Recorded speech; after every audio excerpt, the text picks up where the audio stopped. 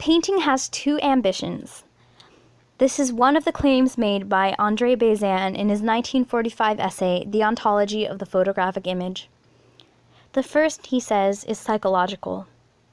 This is where the artist tries to duplicate the outside world. Bazin claims we have a mummy complex. Humans love preserving the dead. We strive to capture the beauty of our world so that it will outlive the constraints of time.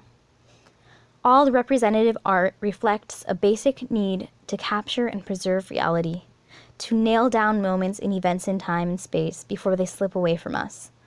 Art seeks to rescue the world from transience and corruption, to counter the flow of time. Pseudo-realism is rooted in humanity's psychological need to duplicate the natural world. Painting's other ambition, which Bazin referred to as true realism, is rooted in the aesthetic rather than the psychological ambition. The expression of spiritual reality wherein the symbol transcends its model. When it comes to films, it's widely known that Bazin favored realism.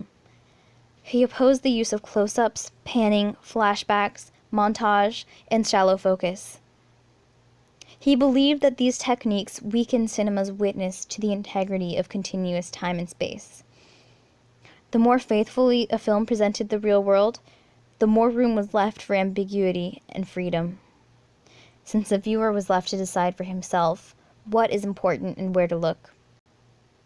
There is evidence that the ontology of the photographic image was written in direct response to Jean-Paul Sartre's The Imagination, which makes a distinction between perception and imagination. For Sartre, perception and imagination are fundamentally different forms of consciousness.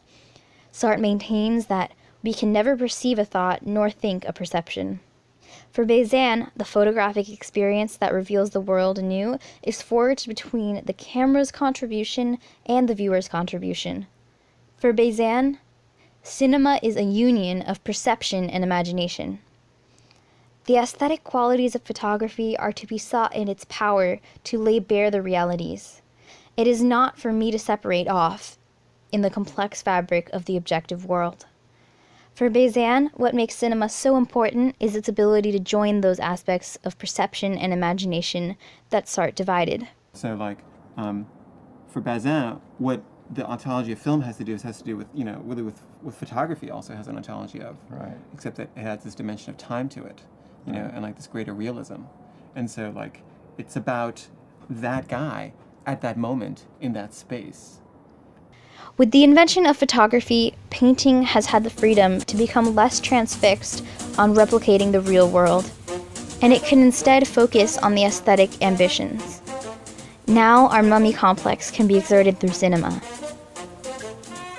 Is it only a coincidence that the modernist movement began gaining momentum as photography and cinema became popular? Perhaps film gave artists the opportunity to move away from being representational and instead begin making abstract art. And this is why Bazin says that photography freed painting.